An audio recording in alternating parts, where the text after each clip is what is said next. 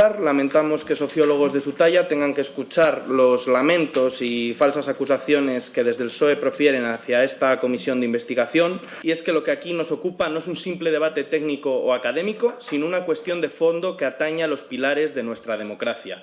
Sobre la consistencia de los errores, las permanentes desviaciones del CIS son un hecho. Madrid, Andalucía, Galicia, Cataluña, elecciones generales, europeas. Los datos muestran errores que en muchos casos superan los 10 puntos. Los gastos del CIS se han disparado en más de 5 millones de euros, se han incurrido en pérdidas de 2,5 millones y hizo falta un rescate de más de 3 millones por parte del Ministerio de Hacienda. Y me gustaría saber si usted cree que estos errores son fruto del azar o si corresponden a una intencionalidad concreta. ¿Y qué diría usted de un árbitro que siempre falla en favor del mismo equipo?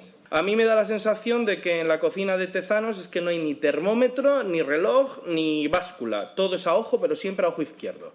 Porque, profesor Ayuso, cuando el CIS publica 4 estimaciones durante una campaña electoral y todas benefician al partido en el gobierno, pues uno no puede dejar de preguntarse si estamos ante un barómetro o ante un instrumento de campaña. Más le doy la palabra a don Luis Ayuso Sánchez. Adelante.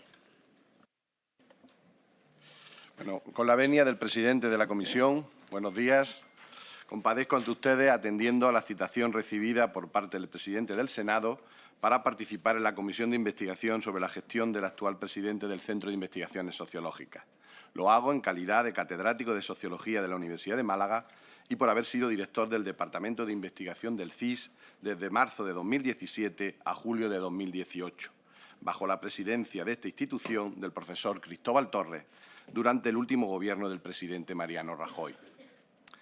Debo decirle que para mí es un honor visitar por segunda vez este año el Senado, pues ya lo hice en el mes de marzo representando a la Federación Española de Sociología para dar a conocer los resultados consensuados de una investigación sobre la baja natalidad en nuestro país, estudio auspiciado por la Sociedad Española de Fertilidad y en el que participaron más de 10 asociaciones científicas. Guardo el mayor de los respetos y consideración por esta importante institución, ante la cual estoy, por supuesto, siempre a su disposición, aunque no les mentiría si les dijese que me hubiera gustado hacerlo por otro motivo y no por el que nos trae hoy aquí. Considero que lo que principalmente puedo aportar a esta comisión es mi experiencia durante mi etapa como director de investigación del CIS y, en menor medida, mi opinión como profesor de Sociología, que he intentado mantener siempre y en sus diferentes etapas una buena relación con el Centro de Investigaciones Sociológicas. Abordaré en mi intervención 3 partes. Una primera sobre la relevancia de este centro para la academia. En segundo lugar, me detendré en la labor que realicé en el mismo durante algo más de 16 meses en el Departamento de Investigación. Y, en tercer lugar, una breve opinión sobre el CIS actual.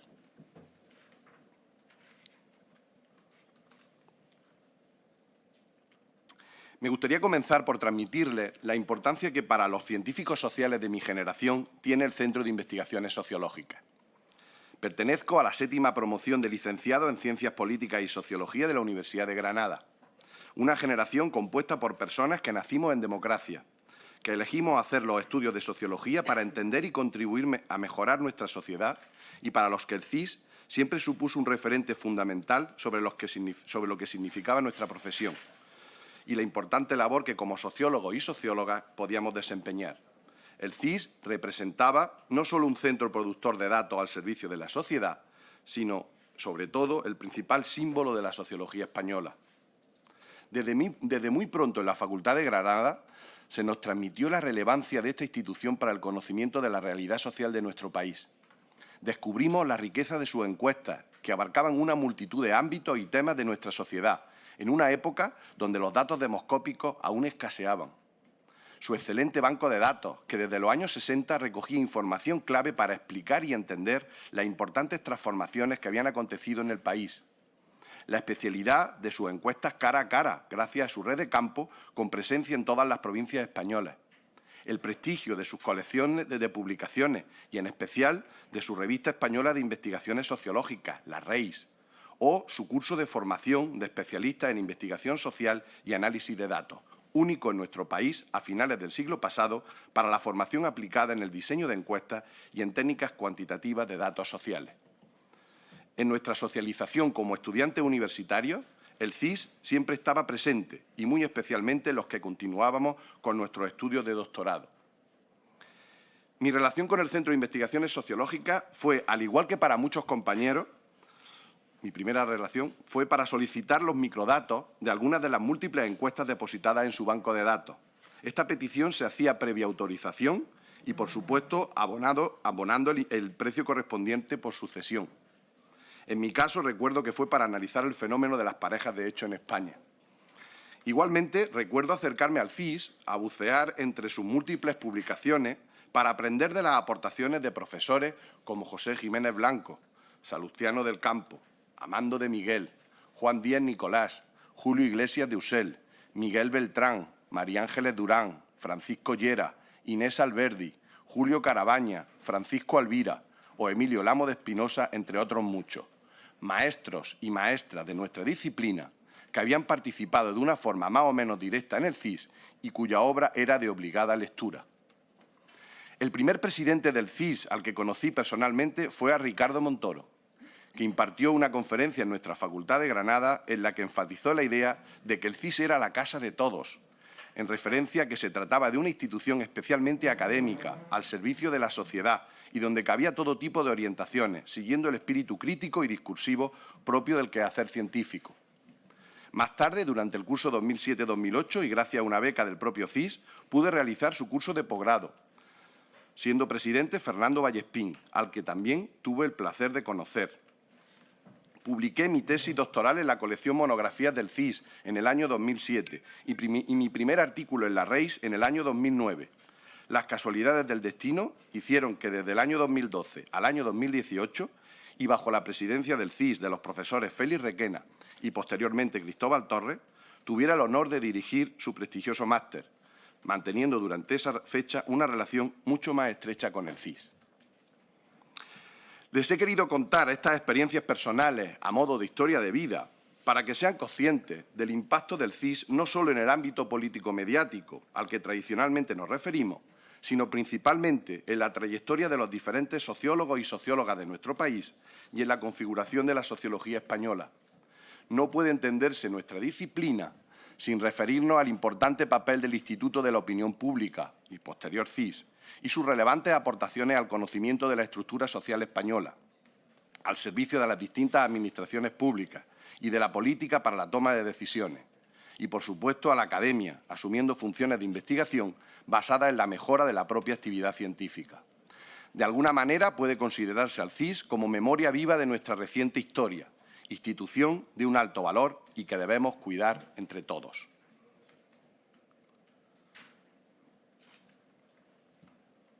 A continuación, voy a detenerme en comentarles mi experiencia durante mi etapa como director de investigación del CIS, por si puede servir de ayuda para el objeto de esta comisión. Debo agradecer al profesor Cristóbal Torres que, como presidente del CIS, depositara su confianza en mí y me nombrara director de investigación, cargo del que me siento especialmente orgulloso y que ostenté desde el 1 de marzo de 2017 al 11 de julio de 2018, durante algo más de 16 meses. Una etapa especialmente convulsa a nivel político por los fenómenos que acontecían en Cataluña, pero que me permitió conocer el CIS desde dentro, aprender del diseño y realización de encuestas y servir de la mejor manera que supe a mi país. El departamento de investigación que yo conocí se componía de unos 30 o 35 técnicos, más una red de campo con presencia en todas las provincias, compuesto por 180 encuestadores con perfiles muy diversos. Dicho departamento se encontraba iniciando un lento proceso de transición desde las encuestas a papel, PAPI, al uso de tablet, CAPI. Durante la presidencia del profesor Félix Requena se había iniciado dicho proceso, que nosotros impulsamos de forma definitiva, siendo este uno de los objetivos prioritarios que nos marcamos en nuestra etapa. Debe recordarse que antes de incorporarme yo como director de investigación, el CIS continuaba haciendo mayoritariamente todas las encuestas en soporte papel, con procesos de trabajo artesanales propios de la década de los años 80, lo cual era muy enriquecedor para cualquier sociólogo, pues podía seguir in situ todas las fases existentes en el desarrollo de una encuesta, pero estaba lejos de los procedimientos que se hacían habitualmente en las empresas demoscópicas de mercado y otras instituciones con competencias estadísticas como el INE, donde estas dinámicas eran más reducidas y ágiles, y el papel prácticamente había desaparecido desde finales del siglo pasado.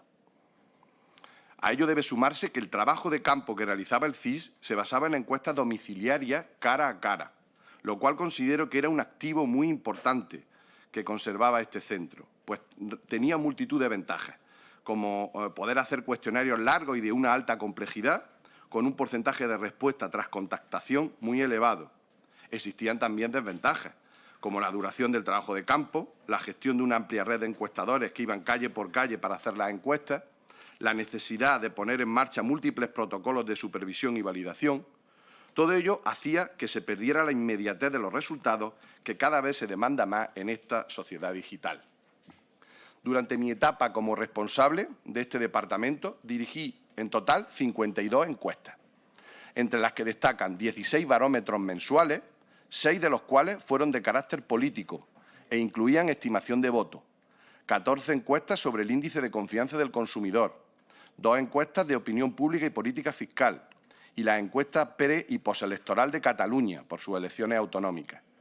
Se llevaron a cabo también importantes estudios conveniados con diferentes administraciones públicas y del tercer sector, como 5 barómetros sanitarios, la encuesta de calidad de los servicios públicos, la de percepción social de la violencia sexual, la encuesta sobre defensa nacional y Fuerzas Armadas, la relativa a las actitudes hacia la inmigración y el barómetro sobre la vivienda y el alquiler. A nivel internacional, se realizó el trabajo de campo de la encuesta social europea, la oleada correspondiente a la participación española en el ISSP y el Latinobarómetro de 2017. Estoy especialmente orgulloso de haber podido dirigir estudios para conocer la estructura social española, que solo una institución como el CIS podía llevar a cabo. Le hablo concretamente de la realización de la tercera oleada de la Encuesta Social General Española, la ESGE, que fue puesta en marcha en 2013 con carácter bienal por el profesor Félix Requena y que, siguiendo una metodología similar a la de la encuesta social europea, con un muestreo nominal, profundizaba en aspectos cruciales de la estructura social española. 2/3 de la encuesta permanecían constantes en cada oleada y 1/3 se modificaba. Tenía una duración de casi 1 hora. Solo se podía hacer, por tanto, de forma presencial. Esta tercera oleada abordó la temática del ciclo de vida. Igualmente, durante nuestra etapa y gracias al impulso del presidente Cristóbal Torres, también llevamos a cabo el Innovarómetro, una encuesta pionera en nuestro país con una muestra amplia a nivel nacional para conocer las actitudes y comportamientos de la sociedad española en cuestiones de innovación y emprendimiento. Por último, diseñamos durante más de 8 meses una tercera encuesta de carácter estructural denominada Encuesta Nacional de Parejas, dejando el estudio piloto en campo, que finalmente nunca se realizó. Al igual que tampoco han tenido continuidad ni la Encuesta Social General Española ni el Innovarómetro. Todas estas encuestas eran realizadas por los técnicos del Departamento de Investigación, bajo mi supervisión. En su elaboración teníamos presentes las preguntas existentes en el banco de datos del CIS, con objeto de poder luego comparar cronológicamente, así como utilizar preguntas que estuvieran testadas al haber aparecido en encuestas internacionales o en estudios a nivel autonómico. En el Departamento de Investigación no solo había técnicos encargados del diseño de encuestas, sino que también contaba con profesionales especializados en las labores propias del trabajo de campo, muestreo, tabulación, codificación, supervisión, etc. A mi cese como responsable de este departamento, el avance en la realización de encuestas en CAPI había sido muy notable, siguiendo los plazos que nos habíamos marcado para nuestro mandato. Así, en 2017 ya realizamos un número de entrevistas en formato CAPI mayor que en todos los años previos del CIS. En 2018 ya íbamos a realizar más entrevistas en formato CAPI que en el tradicional modo de papel. Y a partir de noviembre de 2018, tras el barómetro político de octubre, ya teníamos previsto realizar el resto de barómetros en formato CAPI, abandonando definitivamente los cuestionarios en formato papel. Como director de investigación del CIS, también participé en diversas comisiones, tanto internas de la propia casa para la selección de las encuestas módulo o de participantes de cursos de verano, del posgrado, etcétera, como externas, como vocal de la Comisión Interministerial de Estadística en representación del Ministerio de la Presidencia y Administraciones Territoriales, donde colaboré en la elaboración de la encuesta de fecundidad del INE 2018. Fui igualmente, desde mayo de 2017 a julio de 2018, director de la colección Cuadernos Metodológicos del CIS, una de las más relevantes en este centro. Durante mi etapa como director de investigación, también desempeñé la labor de director del curso de posgrado. En este caso, debo también agradecer la confianza de mi maestro de Málaga, el profesor Félix Requena, que en el año 2012 me nombrara responsable de este prestigioso curso de posgrado, labor que desempeñé hasta julio de 2018. Durante estos años coordiné esta dirección junto con la profesora Leire Salazar, que había sido nombrada durante la etapa de la presidencia de Belén Barreiro y que continuó tanto con Félix Requena como con Cristóbal Torres como presidente. Este curso contaba con más de 20 ediciones y tenía un alto prestigio a nivel académico. En él participaban las personas a nivel metodológico más relevantes del país, junto con los técnicos de la casa, aunando teoría y práctica. Habían sido alumnos del mismo estudiantes como Narciso Michavila, de GAP3, Víctor Sobrino, de TNS, o durante nuestra etapa, Francisco Cama, actualmente en Ipsos, entre otros muchos alumnos. En todas nuestras ediciones del máster, la matriculación rondó entre los 17 y 21 alumnos, contando siempre con más solicitudes que estudiantes, pese a no ser un máster oficial y haber proliferado en los últimos años cursos similares desde diferentes universidades. Nuestro objetivo fue abrirlo a las empresas demoscópicas existentes en Madrid, que valoraban especialmente a los estudiantes con esta formación. Como valoración general de esta corta pero intensa etapa, puedo decirles que guardo un buen recuerdo de todo lo conseguido, aunque por la cuestión del escaso tiempo no pudiéramos culminar algunos de los objetivos que nos propusimos inicialmente. Nos tocó vivir un momento político convulso, pero fue una etapa muy enriquecedora desde el punto de vista académico y profesional. Dura en el ámbito personal por la responsabilidad de la que era consciente al ostentar ese cargo, pero llena de compromiso por intentar humildemente ayudar a mi disciplina y, por supuesto, a nuestro país.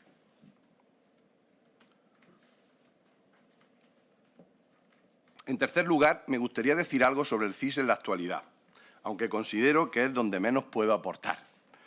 Comenzaré recordándoles una obra que ya ha sido citada aquí por varios comparecientes. Me refiero al político y el científico de Max Weber. En ella, el maestro alemán, a propósito de la neutralidad científica, advertía que la única manera de conseguirla era haciendo explícitas nuestras subjetividades. En ese sentido, vaya por delante que conozco al profesor Tezano desde hace más de 20 años, cuando participaba en el máster Problemas Sociales de la Universidad de Granada. He leído su obra, parte de su obra y sus aportaciones para entender los procesos actuales de desigualdad y estratificación. Mantengo una buena vinculación afectiva y académica con él, que considero que es mutua. Como académico, he asistido a la entrega de los premios nacionales del CIS de los últimos años. He participado en algunos cursos y conferencias organizados por este centro y pienso contribuir a la obra España 2025, heredera del España 2015, que tan acertadamente impulsaron los profesores Félix Requena y Cristóbal Torres, aunque en este caso la obra tiene distintas filosofías y formatos. Pertenezco al Consejo Editorial de la Reis y al de algunas colecciones de libros del CIS, como Monografías, Opiniones y Actitudes y Academia, asistiendo anualmente a las reuniones donde se nos informa de la marcha de las mismas. Desconozco muchas de las cuestiones internas del actual CIS, pues han sido muchos los cambios que han acontecido desde mi cese en el año 2018. A través de conversaciones informales con el profesor Tezano y con algunos miembros de su equipo, conozco y me alegro mucho de la mejora de la red de campo, cuya gestión fue uno de los problemas más importantes a los que me tuve que enfrentar como director del Departamento de Investigación, y cuya solución teníamos ya esbozada a través de un convenio con la empresa pública Traxatec en el momento del cese. La transición hacia las encuestas telefónicas auspiciadas por la pandemia fue un acierto, aunque lamento, eso sí, que el CIS haya perdido la red de campo para la realización de encuestas presenciales cara a cara, que le caracterizó, y que permitía hacer encuestas largas y complejas, fundamentales para el conocimiento de nuestra estructura social. Por ejemplo, la encuesta social general española, la ESGE, siguiendo el formato en el que fue diseñada, o la encuesta social europea, que creo que en la actualidad se tiene que subcontratar a empresas privadas. Considero que no se le hace ningún favor al CIS al estar en el centro del debate político-mediático de estos últimos años. Los medios tienden a magnificar los datos políticos y a minusvalorar la importante labor que ha venido haciendo este centro y mantiene en la actualidad en beneficio de la academia y del conocimiento de la realidad social española por parte de la ciudadanía, precisamente a través de la actividad periodística. Por ejemplo, tradicionalmente los medios de comunicación han puesto siempre el énfasis en las encuestas preelectorales, pero apenas le ha llamado la atención los postelectorales, que son, desde el punto de vista sociológico, mucho más relevantes. Permiten conocer las desviaciones de las primeras, el impacto de las campañas electorales y, en definitiva, el perfil y las peculiaridades de los votantes. Si me preguntan por mi opinión personal sobre cómo mejorar el CIS actual de cara al futuro, creo que sería una obligación de la comunidad científica y más constructivo para la propia institución que se discutiera sobre la forma y o las diferentes propuestas que se podían hacer para sacar al CIS del espacio político mediático y, al mismo tiempo, dar a conocer a los medios y a la opinión pública en general la importante labor que realiza este centro, más allá de las encuestas políticas, con la creación de indicadores fundamentales para la toma de decisiones.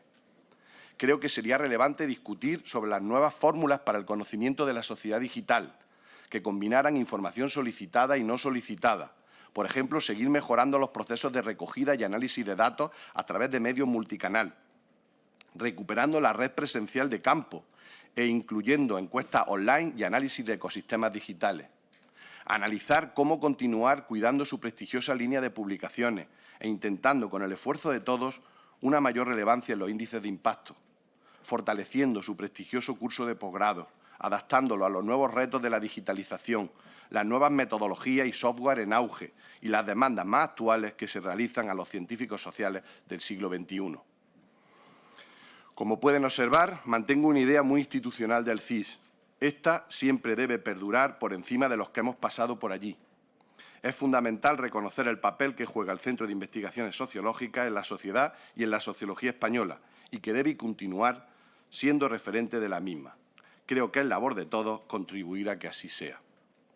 A continuación, me pongo a disposición de los miembros de la comisión para responder a las preguntas que consideren. Muchas gracias. Muy bien, muchas gracias, señora Ayuso. A continuación, tiene la palabra José Ángel Alonso, en representación del Grupo Parlamentario Popular. Adelante. Muchas gracias, presidente. Profesor Ayuso, bienvenido al Senado. En primer lugar, me gustaría comenzar agradeciéndole su amplia e interesante comparecencia, que es de gran interés para los trabajos que estamos llevando a cabo en esta comisión de investigación.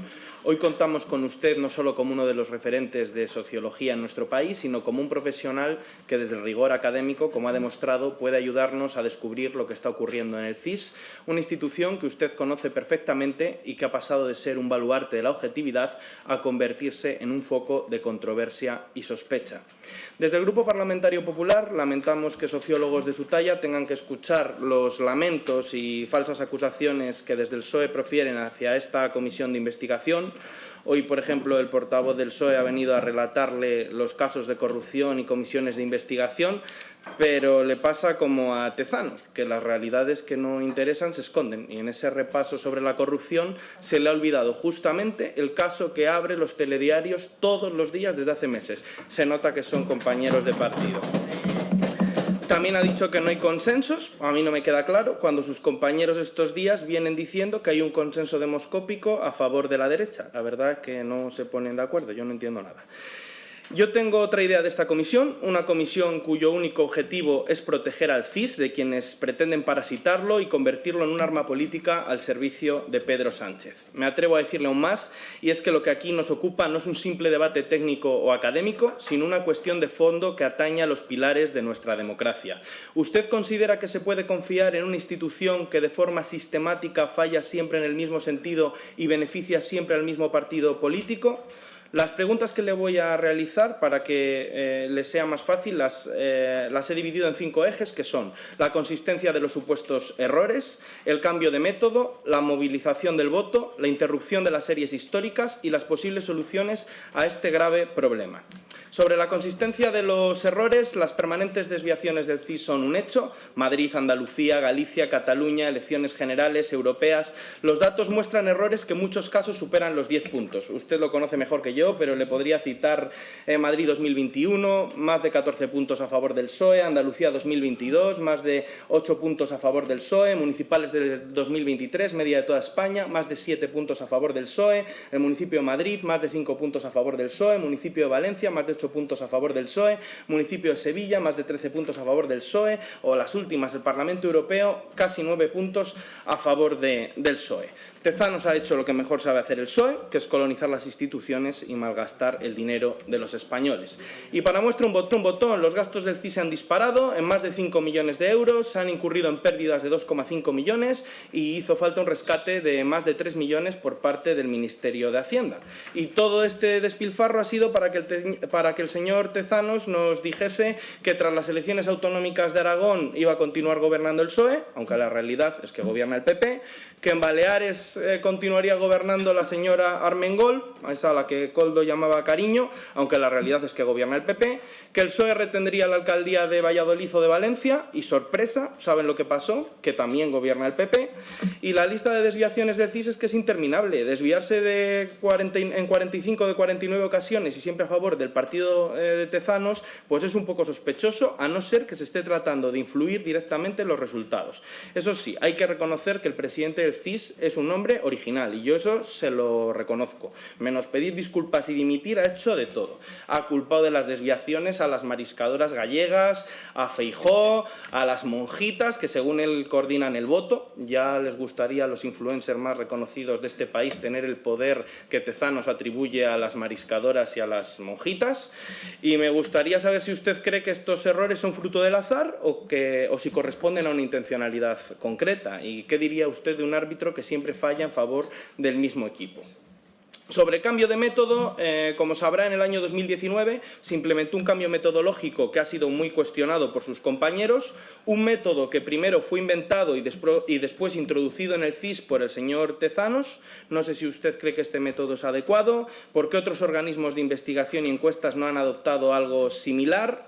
No sé si considera escandalosas que estas escandalosas desviaciones pueden estar desarrolladas con la implementación del llamado modelo bifactorial inercia e incertidumbre a la Minos Tezanos, si cree que es un modelo que acierta, si conoce a alguien más que lo utilice, me sorprendería. A mí me da la sensación de que en la cocina de Tezanos es que no hay ni termómetro, ni reloj, ni báscula. Todo es a ojo, pero siempre a ojo izquierdo. Supongo que algún día sabremos lo que Sánchez había prometido a Tezanos y que le compensa más que el prestigio que había acumulado a lo largo de su carrera y que en estos últimos años ha dilapidado. Con respecto a la movilización del voto, sabemos que muchas personas, y más ahora, deciden sus votos en los últimos días. No sé si considera que el CIS, con sus estimaciones, está contribuyendo a movilizar o a desmovilizar a cierto electorado, porque, profesor Ayuso, cuando el CIS publica 4 estimaciones durante una campaña electoral y todas benefician al partido en el gobierno, pues uno no puede dejar de preguntarse si estamos ante un barómetro o ante un instrumento de campaña. Usted, como ha dicho, ha sido el número 2 del CIS y me gustaría saber si ustedes influían durante la campaña realizando encuestas flash y publicando sus resultados, ya que en todo momento le he estado escuchando atentamente y nos ha hablado de encuestas pre- y postelectorales. Yo tengo entendido que lo hacían de forma previa y no durante la campaña. Ahora me gustaría que me lo aclarara, pero para mí es importante que usted nos detalle cómo realizaban esas encuestas, porque ha hecho mucho hincapié hoy en esa importancia del trabajo de campo y de las encuestas domiciliarias cara a cara. Llegó al cuarto bloque de preguntas, que no es otro que el de la interrupción de las series históricas. Usted sabe que el CIS no solo se dedica a estimar resultados electorales, su valor científico reside en la continuidad de sus series históricas, un recurso que, como ha citado usted, es inigualable para los investigadores. Usted mismo, su primera relación con el CIS fue para solicitarle microdatos, ha dicho.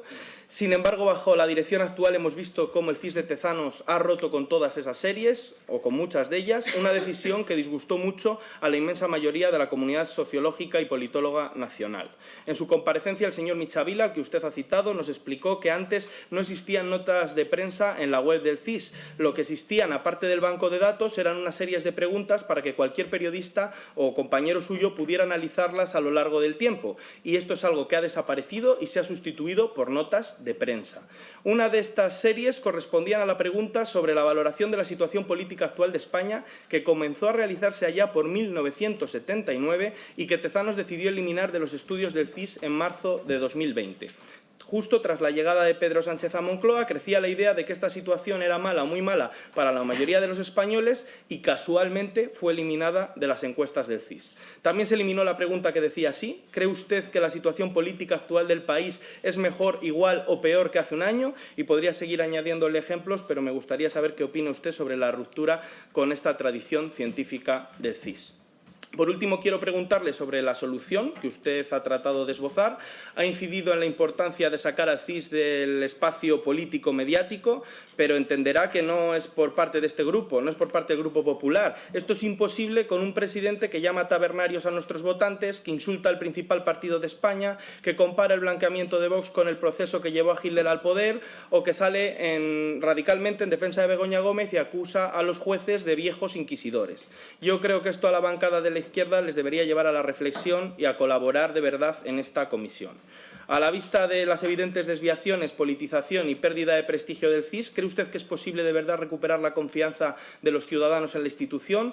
Y si cree que tras el cese de Tezanos será suficiente con cambiar la metodología o serán necesarias medidas de mayor calado para devolver al CIS su prestigio e independencia. Yo sé, profesor Ayuso, que le he formulado un gran número de preguntas, pero de verdad que nos interesa su comparecencia hoy aquí. Me gustaría que nos contestase a todas las que el tiempo le permita. El presidente está siendo benévolo y le dejará contestar, os esperamos, y ya que usted es un catedrático prestigioso, ha dirigido la investigación del CIS y lo conoce desde dentro mejor que nadie, que nos pueda alumbrar un poco sobre todas estas incertidumbres. Muchas gracias. Muy bien, muchas gracias, señor Alonso. A continuación tiene la palabra don Luis Ayuso. Adelante. Bien, pues muchísimas gracias tanto a César como a José Ángel por las preguntas, por la sugerencia y por todas las cuestiones que me han planteado. Respecto a César Mogo, algo que me han comentado los dos, que es el tema de las estimaciones, ¿no? De cómo se hacen las estimaciones y el tema de las estimaciones de voto, sobre todo, ¿no? Lo primero que tenemos que tener en cuenta es que las estimaciones, las encuestas electorales miden tendencias. Somos fenómenos sociales, no somos fenómenos físicos. Por tanto, lo que medimos es siempre en términos de probabilidades. Siempre tenemos unos márgenes de error, que eso siempre tenemos que tenerlo presente. Le ocurre a nuestros compañeros cuando predicen el tiempo, pues como ustedes comprenderán, nos ocurre a nosotros cuando predecimos, en este caso, las estimaciones de voto, ¿no? Además, hay que tener en cuenta que intervienen muchos procesos sociales. En el proceso de estimación intervienen muchas variables.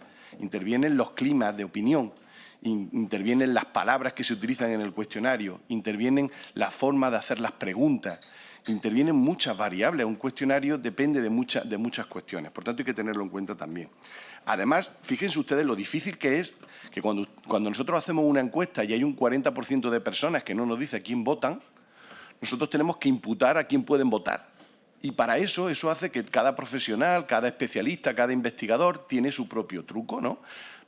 Se utiliza normalmente el recuerdo de votos, se utiliza, por supuesto, la simpatía, pero se utilizan múltiples variables más. Hay personas que utilizan pues, la lectura de medios, cuál es el periódico que lee, y lo utilizan a la hora de hacer estimaciones. Por tanto, hay estimaciones, puede haber de muchos tipos y de muy diversos modelos. En mi etapa como director de investigación del CIS, nosotros utilizamos los modelos de estimación clásicos, los que se venían utilizando, si me apuran, desde los años 70. Eran modelos de estimación muy contrastados académicamente y lo hacían principalmente los técnicos de la casa. Eran los técnicos del CIS los que se encargaban de elaborar los distintos modelos de estimación electoral, que era lo que se hacía. Por tanto, era una situación muy de continuar con lo que el CIS venía haciendo desde hace muchos años, ¿no?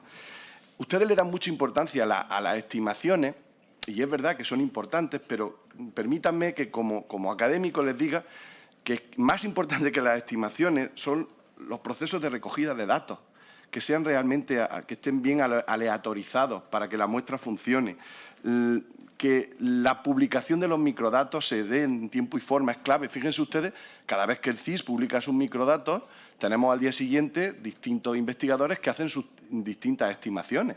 Eso es importante. Es decir, nos centramos mucho en la estimación y no nos centramos tanto en eso. Por tanto, eso habría que remarcarlo bien. Me preguntaba el senador Mogo por el tema de si habían intervenido instituciones privadas. No, en el CIS nunca. Eso era una cuestión exclusivamente de los técnicos de la casa. Era algo que se hacía interno, siempre. Y luego, sobre el tema de la modificación de las tendencias, pues evidentemente esto es un debate. Hay un debate en la academia, y lo dijo muy bien el profesor Emilio Lamo. Evidentemente, todas las encuestas, todos los datos que se publican en el CIS tienen un impacto en la opinión pública, todos. ¿Que tienen un impacto a favor de uno o a favor de otro? En la academia no hay un consenso sobre si favorecen a uno o favorecen a otro. Lo que sí sabemos es que tienen impacto, es decir, que tienen impacto en la opinión, pero depende de otras muchas variables, dependerá del contexto, dependerá, como les he dicho, de otra serie de factores, lo que dirá si depende de una cosa o depende de otra. Por tanto, ahí no puedo comentarle mucho más. Paso ahora a responder a lo que me comentaba José Ángel sobre las preguntas, que la batería de preguntas que me ha hecho. A ver, sobre el tema de las estimaciones creo que ya he respondido, ¿no? Sobre cómo se hacen las estimaciones. Sobre el cambio del modelo, que es el cambio del modelo Alaminos-Tezanos, lo que puedo comentarles es que yo no conozco el modelo. Sé que está publicado en un cuaderno metodológico del CIS, no lo conozco. Evidentemente, el éxito de los modelos, que hay muchos, creo que dependen de la cantidad de científicos que lo aplican y del éxito que tengan. Pero no puedo decirle, más allá de eso, no puedo comentarle nada más, ¿no? Sobre el tema de, por ejemplo, el tema de las encuestas flash, que nosotros no la hicimos. Nuestro proceso de trabajo de campo era un proceso, para que ustedes lo entiendan, eran cuestionarios que iban a papel. Que teníamos que mandarlo a todas las provincias. Teníamos aproximadamente 250 puntos de muestreo. Los encuestadores iban calle por calle, controlado por cuotas para hacer las encuestas. Eso supone que tardábamos en hacer el trabajo de campo mucho tiempo, porque era un trabajo. Luego tenían que mandar las encuestas, tenían que llegar a Madrid, había que codificarlas, venían a papel, habría que pasarlas en formato digital. Y había que depurarla. Una de las cosas que hizo, por ejemplo, el profesor Félix Requena, que puso unos protocolos que cuidaban mucho que las encuestas que luego se publicaban estuvieran limpias.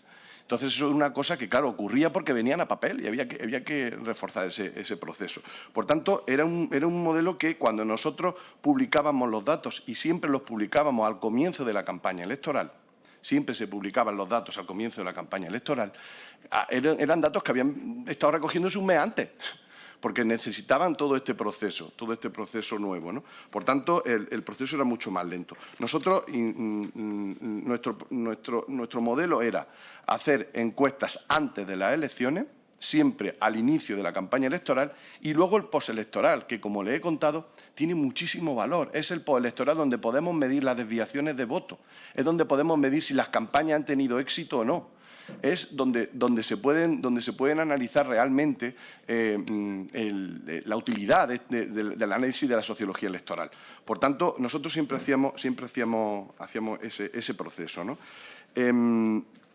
La ruptura de las series históricas. Sobre la ruptura de las series históricas, ¿qué le puedo decir? Pues yo le puedo decir que, si me pregunta mi opinión, yo no la hubiera cambiado.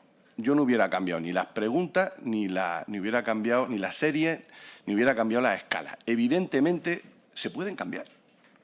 Yo no la hubiera cambiado. De hecho, nosotros en el CIS debatimos durante mucho tiempo sobre qué hacíamos con la pregunta de religión, que era una pregunta que se venía haciendo desde los orígenes del CIS, pero si cambiábamos o no cambiábamos esa serie.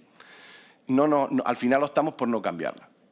El profesor Tezanos la ha cambiado, pero nosotros optamos porque no quisimos. Creíamos que aporta mucho más el tener los datos y poder hacer series para comparar dinámicas que el poner preguntas nuevas. Pero eso no quiere decir que no se puedan cambiar y que, por supuesto, el profesor Tezanos esté legitimado para cambiarlas. Hay preguntas, por ejemplo, el INE cambió cómo se medía el paro.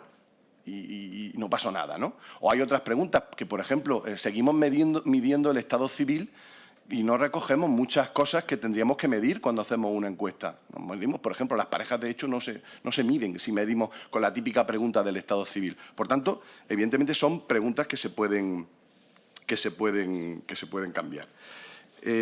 Otra cuestión era lo de recuperar la confianza, lo de cómo podemos hacer, qué se puede hacer para mejorar la imagen del CIS.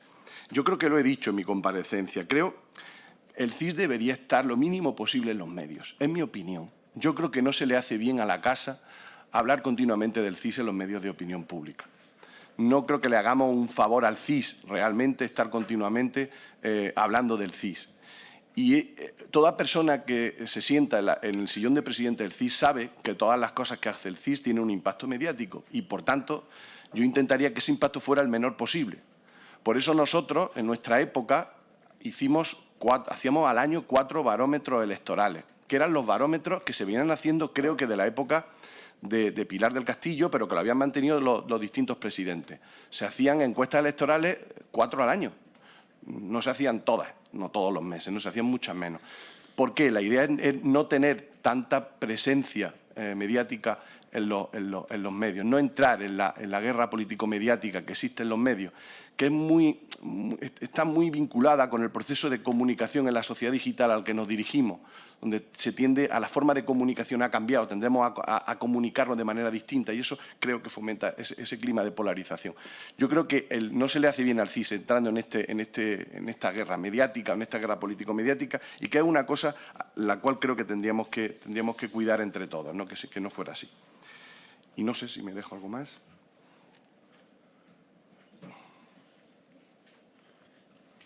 Muy bien. Muchas gracias, señora Ayuso. A continuación, la palabra al señor Alonso Pérez. Adelante. Gracias, presidente. No sé por dónde empezar. Ahora voy con usted, profesor Ayuso, pero es que el señor Mogo ha hablado mucho de nosotros. Ha venido a juzgar el trabajo de los demás compañeros y yo no quiero entrar en debate con él, pero quizás el que no ha hecho los deberes ha sido él. Ha venido a decir que algunos institutos privados le daban al PP y Vox 180 escaños, pero le tengo que decir una cosa. ¿Sabe quién daba en su preelectoral una horquilla de hasta 185 escaños al PSOE y Sumar?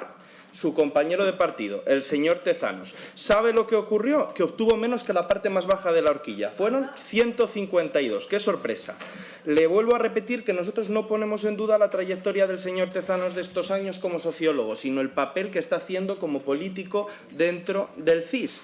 Ha hablado también de nosotros como antipolítica y precisamente para eso está esta comisión, para evitar el uso político de las instituciones y viene a decir que no se cometen errores con intención. Y mire, ayer mismo estábamos comprobando que se ha advertido un error y a lo mejor de verdad tienen que analizar qué es lo que pasa. En la pregunta 1 del CIS del estudio 3487 sobre actitudes hacia el estado de bienestar, en la pregunta 1 se daba un 71,3% y en otro documento sobre esta misma pregunta, la validación, se daba un 72,7%. Estos fallos que tienen ustedes permanentemente empezamos a sospechar que es que no lo son.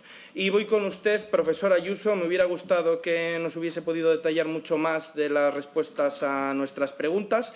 Comprendo que el tiempo es limitado, aunque le lea cosas desde la tablet. Yo soy generación Z, acostumbro a tomar notas de todo lo que están diciendo. Respeto que usted lo haga en papel, pero a mí me gusta hacerlo a través de la tablet. Y bueno, nuestra forma de actuar es muy diferente a la de un CIS que no pregunta sobre lo que no interesa al Gobierno. Nosotros venimos aquí a preguntar sobre lo que interesa a los españoles. Y nos extraña que no se pregunte en el CIS sobre asuntos tan relevantes como los indultos, sobre los casos de corrupción, sobre las cesiones del Gobierno a los separatistas, la amnistía o las rebajas de pena a violadores. Sin embargo, en cambio, en campaña electoral tuvimos que ver cómo al señor Tezanos le pareció muy importante preguntar por la carta de amor que Sánchez escribió hacia su cargo y hacia su mujer, hacia Begoña, actuación estelar de Tezanos que terminó con una multa de 3.000 euros que le impuso la Junta Electoral. Y yo sé que esto no sorprende. Hace unos años esto hubiese supuesto un escándalo que de una forma tan descarada un presidente del CIS tratase de influir en las campañas electorales, pero claro, vivimos en un país en el que está imputado el fiscal general del Estado, en el que está imputado el que hasta hace muy poco fue ministro y mano derecha en el PSOE de Pedro Sánchez, la mujer del presidente del Gobierno, su hermano. Entonces yo entiendo que la cocina del señor Tezanos, a unos socialistas tan acostumbrados a los escándalos, pues les parece cosa menor. Usted ha mencionado en su intervención, en esta segunda intervención, al profesor Lamo de Espinosa. Como sabrá, el profesor también compareció en esta sala, tuvo una gran intervención y nos dijo que esta cocina podría tener dos posibles intenciones. Una, o bien que un Gobierno que no ganó en las urnas necesitase acreditar su legitimidad de ejercicio mediante el barómetro del CIS, o dos, que esté buscando modificar de una forma tan burda el comportamiento electoral, porque es evidente que las predicciones pueden modificar el comportamiento electoral. No desincentivar, como decía el señor Mogo, no. Que al final los votantes socialistas digan, bueno, pues si hay tantos que van a votar al PSOE, pues yo también también a pesar de la que está cayendo. Yo supongo que usted, al igual que la mayoría de los sociólogos de este país, opinará que las dos. Ya sé que ya no tiene turno de intervención y no me lo va a poder decir. De todo lo que ha dicho usted, me quedo con que cualquier dato del CIS tiene impacto en la opinión pública y es responsabilidad del CIS evitarlo o minimizarlo. Ha vuelto a hablar de la importancia de sacar al CIS de los medios, pero yo ya le he relatado algunos de los improperios que acostumbra soltar el señor Tezanos y de verdad que es imposible que con este presidente no se dediquen portadas a la institución. Me quedo con que un sociólogo de su talla no hubiera cambiado las series históricas y las encuestas. Coincide con todos sus compañeros, puede estar tranquilo. Sobre las encuestas flash que se hacen para contraprogramar a los institutos privados, me quedo con que durante su etapa en el CIS nunca se hizo y que usted es partidario del pre- y postelectoral para no influir en la campaña. Su modelo, como ha dicho, era siempre al inicio de la campaña electoral. Y le tengo que decir que usted y los anteriores comparecientes han mostrado un gran respeto por la institución y por la presidencia de la misma. Han tratado de incidir en que la mejor forma de protegerla es evitar ese protagonismo público. Yo se lo agradezco porque es lo que busca esta comisión. Y finalizo como empecé, agradeciéndole su generosidad, su tiempo, repitiéndole, porque sé que a usted le preocupa mucho el CIS, que a diferencia de lo que pueda escuchar a la izquierda, ya lo ha visto, esta comisión no busca dañar al CIS, sino salvarlo, y por eso aquí vienen expertos como usted. Lo que está en juego aquí no es la institución, sino la confianza de los ciudadanos en la transparencia y la neutralidad de nuestras instituciones públicas y, como bien sabe, en sociología la confianza es el cemento que une a la sociedad.